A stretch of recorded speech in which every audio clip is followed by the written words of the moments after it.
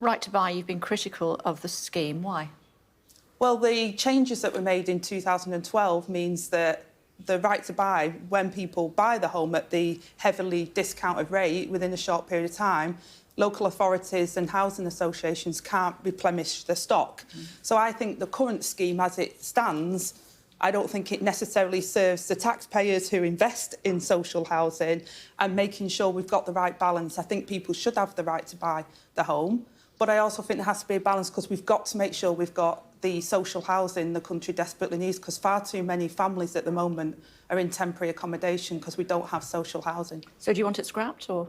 I don't want right to buy scrap. We're doing a consultation on it at the moment. I'm very clear that people should have the right to buy, but we can't have a situation where the taxpayers have invested in social housing, which we want to build a generation of social housing with the 1.5 million homes, but then I can't have them going out the back door at a very high discount where we can't replace them because we need social housing in this country. Because, of course, you benefited from it, didn't you? I benefited from the previous scheme before 2012, absolutely, and I think people should be able to. I think, I was a single mum and it was one of the biggest moments of my life. I always felt insecure as a child.